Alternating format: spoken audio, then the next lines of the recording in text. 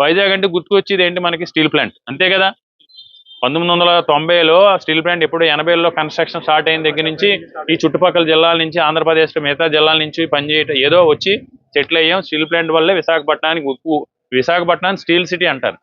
ఈ రోజు ఎన్నికలకు ముందు పవన్ కళ్యాణ్ అయితే ఇంకా అరిసి గీపెట్టి, అంటే ఒకవేళ ఆ దయాస్ భూమి కూడా కింద కుంగిపోద్దేమో అన్నంతంగా అరిసాడు ఆయన. ఆ చేతులు ఊపి, కాళ్ళు ఊపి, మేడ ఊపి అరిసి, మేము స్టీల్ ప్లాంట్ ని ఎట్టి పరిస్థితుల్లోని కూడా చేయను. ఈ రోజు 32 విభాగాలని ఈ ప్రభుత్వం, ఈ కూటమి ప్రభుత్వం చంద్రబాబు నాయుడు గారు ముఖ్యమంత్రి అయిన తర్వాత 4700 మంది కాంట్రాక్ట్ కార్మికులను స్టీల్ ప్లాంట్లో తీశారు. 4700 మందిని తీశారు. పర్మనెంట్ ఉద్యోగుల్ని 1150 మందిని తీశారు. ఇప్పుడు కాంట్రాక్ట్ లేబర్ని మన అందరినీ కూడా చెప్పి కూడా తీయట్లేదు. అక్కడికి వెళ్ళిన తర్వాత బయోమెట్రిక్ అంటాం కదా, ఇప్పుడు అంతా అక్కడికి వెళ్తే ఆడు పని చేయదు, లోపలికి వెళ్ళనివ్వట్లేదు సెక్యూరిటీ గార్డు. అంటే అడ్డగోలుగా ఇంకా 8000 మంది భూములు, అప్పట్లో 16,500 మంది రైతులు భూములు ఇచ్చారు.